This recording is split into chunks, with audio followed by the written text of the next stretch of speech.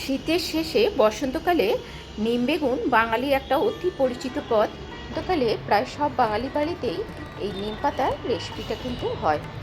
বিশেষ করে শরীর স্বাস্থ্যের কথা মাথায় রেখেই কিন্তু এই নিম পাতাটা প্রায় প্রত্যেক বাঙালির বাড়িতেই কম বেশি করে খাওয়া হয়। আর এই রেসিপিটা কিন্তু যে যার নিজেদের মতন স্টাইলে বানায়।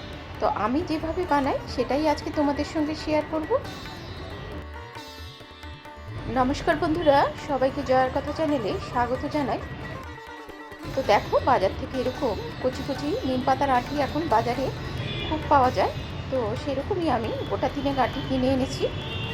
আর এর সঙ্গে ভাজা করবো বলে একটা এরকম মাঝারি মাপের নরম দেখে বেগুন নিয়ে নিয়েছি।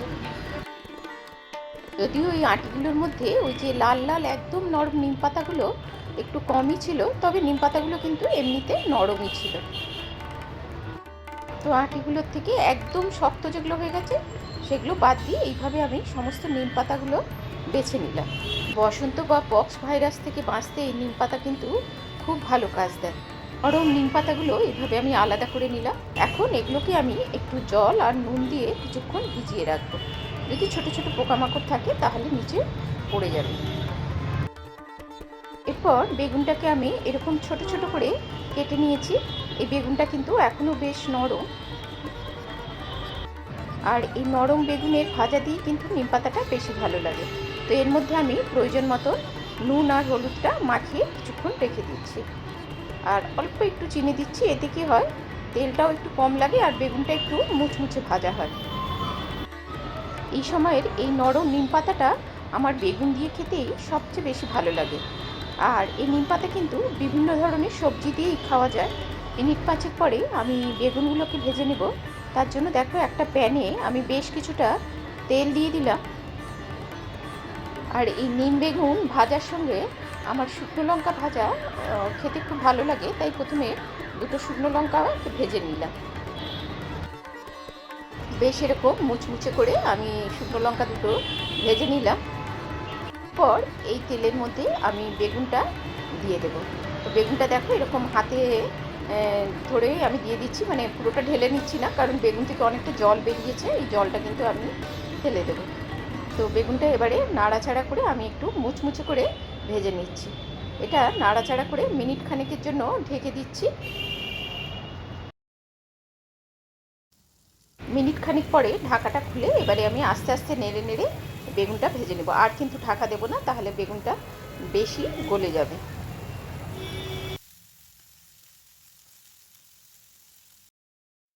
তো এইভাবে মাঝে মাঝে নাড়াচাড়া করে 3-4 মিনিটের মধ্যেই কিন্তু এই বেগুনটা ভাজা হয়ে যাবে।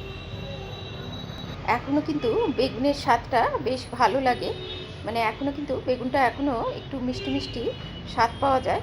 আর এই নরম বেগুন দিয়েই নিম পাতাটা আমাদের বাড়িতে সবাই খুব পছন্দ করে। তোমরা নিম পাতা কী দিয়ে খেতে পছন্দ করো অবশ্যই কমেন্টে জানিও। তো দেখো, আমার বেগুনগুলো কিন্তু ভালোভাবে বেশ মুচমুচে করে ভাজা হয়ে গেছে। এটা আমি তুলে রাখছি। এবারে ওই প্যানটাতেই আমি নিম পাতাগুলো ভেজে নেব। প্রথমে দেখো, জল থেকে বেশ ভালোভাবে চিপে চিপে নিম পাতাগুলো উঠিয়ে আমি এই শুকনো প্যানের উপরেই দিয়ে দিচ্ছি। মানে একটুখানি তেল ছিল, তো ওর উপরে আগে দিয়ে পাতাটাকে একটু শুকনো করে নিচ্ছি। তারপরে আমি বেশ কিছুটা তেল দিয়ে দিচ্ছি। একটু তেল দিয়ে না ভাজলে কিন্তু এটা একটু ভালো মুচমুচে হয় না। শুকনোটাও হয়, কিন্তু সেটা একরকম টেস্ট হয়, আর তেল দিয়ে ভাজলে আরেক রকম টেস্ট হয়। তো এর মধ্যে আমি প্রয়োজন মতো নুন আর একটু হলুদ দিয়ে দিলাম।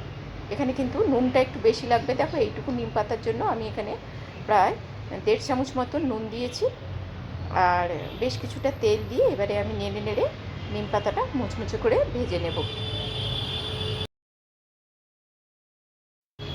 অনেকের বাড়িতেই এই নিম পাতাটা মুচমুচে করে ভাজা হলে এর উপরেই বেগুনটা দিয়ে একসঙ্গে রেসিপিটা তৈরি করে নেয়। আমাদের বাড়িতে আবার এই নিম পাতাটা কিন্তু আলাদা করেই রাখা থাকে, আর বেগুনটাও ওইভাবে আলাদা করে রাখা থাকে। যখন খাওয়ার সময় তখন এটাকে মিশিয়ে নেওয়া হয়। তাতে কি হয়, এই নিম পাতাটা কিন্তু বেশ মুচমুচে থাকে, আর তিতাটাও একটুখানি কম লাগে। তো আমাদের বাড়িতে যেমনভাবে নিম পাতা খাওয়া হয় সেই রেসিপি তোমাদের সঙ্গে শেয়ার করলাম। রেসিপি ভালো লাগলে অবশ্যই লাইক, কমেন্ট ও শেয়ার করে দিও। আর এরকম সহজ সরল রেসিপি দেখতে চাইলে আমার চ্যানেল জয়ের কথাকে সাবস্ক্রাইব করে দিও। এই সিজন চেঞ্জের সময় সবাই নিজের শরীরের যত্ন নিও। ভালো থেকো, সুস্থ থেকো, আর অনেক অনেক ধন্যবাদ এতক্ষণ সাথে থাকার জন্য।